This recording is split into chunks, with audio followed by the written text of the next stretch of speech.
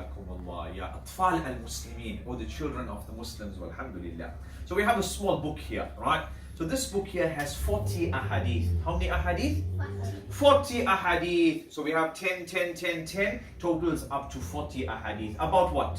These ahadith about soccer, these ahadith about cricket, these ahadith are about the Quran or about the Prophet sallallahu alaihi wasallam. These ahadith about the Prophet sallallahu alaihi wasallam. How the Prophet sallallahu alaihi wasallam talked, how he walked, what he liked, what he didn't like. How the Prophet sallallahu alaihi wasallam communicated with animals.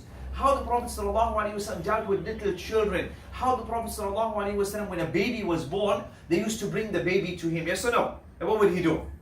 He would take a date, put it in his mouth, make it soft, and then he would put some in the baby's mouth. Yes or no?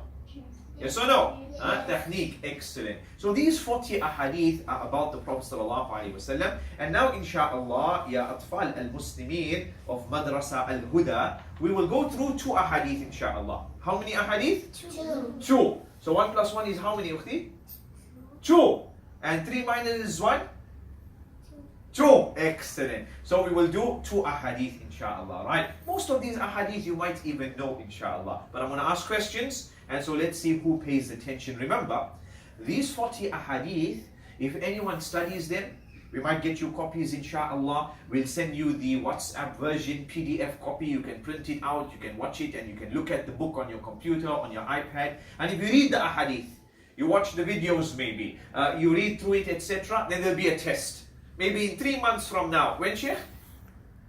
In about 3 months from now, we might have an examination on this year, maybe an online examination, maybe even in person. And the winner of that test gets what prize? Gets what? Goes where?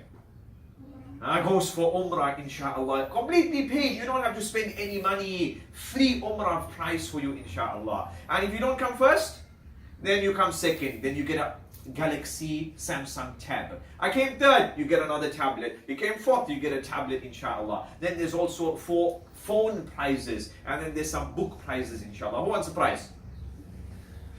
Who doesn't want a prize? Everybody wants a prize, mashallah. Okay, let's go. 2 ahadith quickly, inshallah. 5 minutes, 5 minutes, okay? Only 5 minutes, not more than 5 minutes. Bismillah ar-Rahman ar-Rahim. Hadith number 1.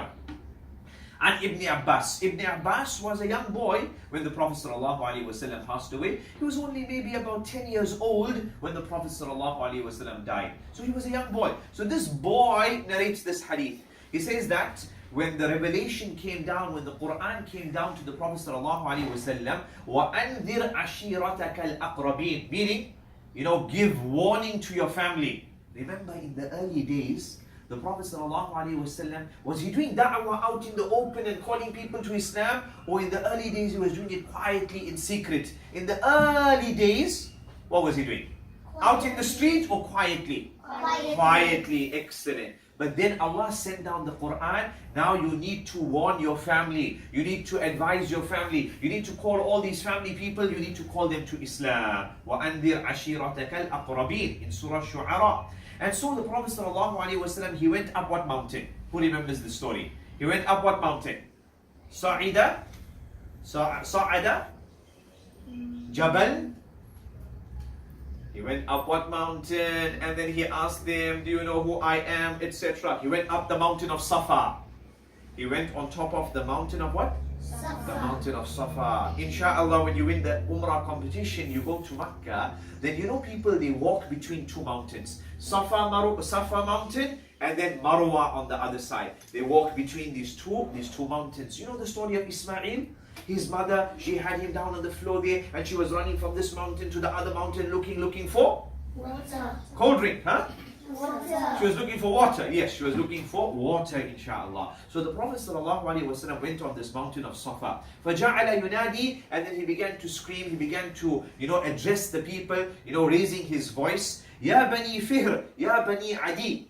The tribe of Banu Fihr, the tribe of Banu Adi. لِبُطُونَ Quraysh, the various tribes of the Quraysh. The tribes, the people of the Quraysh, he started to address all of them. حَتَّى اجْتَمَعُوا, until they all came and they made a jama'ah. They were all together in front of him. Then he spoke to them. أَرَأَيْتَكُمْ لَوْ أَخْبَرْتُكُمْ أَنَّ خَيْلًا أن خيلا بوادي تريد أن يغير عليكم كنتم مصدقين. He says to them, if I told you people that there are horses behind this mountain, because they're all in front of him now, they can't see the mountain, you know what's behind the mountain. So he says, if I told you people that behind the mountain there's an army ready to attack you, there's many horses there ready to come and fight with you, will you people believe me? What did they say? Yes. Yeah. You know, we will believe you. نعم. ما جربنا عليك كذبا. We don't know you to be a liar. You're a truthful man. What would they call him in the early days? What was the nickname they gave to the Prophet ﷺ in Makkah? Even before he became a prophet? What? Honest. Honest, yes. In Arabic, what did they call him? As-Sadiq. One more word. Al-Amin. What's your name, Sheikh? Omar, mashallah. They call him Al-Amin. What does Al-Amin mean? The one who is truthful, the one who is honest, the one who is trustworthy. So he's saying now, if I told you there's an army wanting to attack you people, will you believe me? They said, yes, we will believe you. Because we don't know you to be a liar. You're not a liar. You know the story about the boy who spoke many lies? Yes. Excellent. So when he spoke the truth, did they believe him? No. Excellent. So here, the Prophet ﷺ, he was an honest man. Even before he started doing da'wah, even before the Quran came. What we're talking about here, Atfal al-Muslimin, kids, Asma, Yusuf, etc., we're showing that if you want to do da'wah to somebody, you want to teach somebody, you want to call somebody to Islam, you need to have a good reputation.